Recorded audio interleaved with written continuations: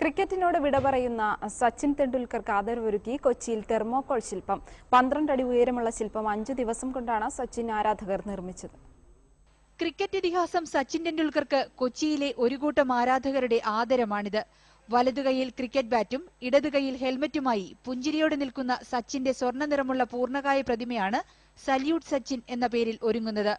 സച്ചിനോടുള്ള കടുത്ത ആരാധനയാണ് പ്രതിമ നിർമ്മാണത്തിന് പിന്നിൽ. കല്ലൂർ സ്റ്റേഡിയത്തിൽ സച്ചിൻ പവലിയൻ ഒരുങ്ങുമ്പോൾ പ്രതിമ അവിടെ സ്ഥാപിക്കാനുള്ള തയ്യാറെടുപ്പിലാണ് നിർമ്മാതാക്കളായ രാജേഷും വിപിനും. സച്ചിൻ തെണ്ടുൽക്കർ എന്ന മഹാനായ കളിക്കാരനുള്ളൊരു ട്രിബ്യൂട്ടായിട്ട് അദ്ദേഹത്തിന് വിടവാങ്ങൽ സമയമാണല്ലോ, കളിയിൽ നിന്ന് വിടവാങ്ങുന്ന അതിനുള്ള ആദരസൂചകമായിട്ടാണ് ഞങ്ങൾ ഈ ശില്പം നിർമ്മിച്ചിട്ടുള്ളത്. തെർമോകോൾ, ന്യൂസ് പ്രിന്റ്, പോളിഫോം എന്നിവ ഉപയോഗിച്ചായിരുന്നു നിർമ്മാണം. 20,000 രൂപ മുടക്കി 7 പേർ 5 ദിവസമെടുത്താണ് നിർമ്മാണ പ്രവർത്തനങ്ങൾ പൂർത്തിയാക്കിയത്. മനോരമ ന്യൂസ്, കൊച്ചി.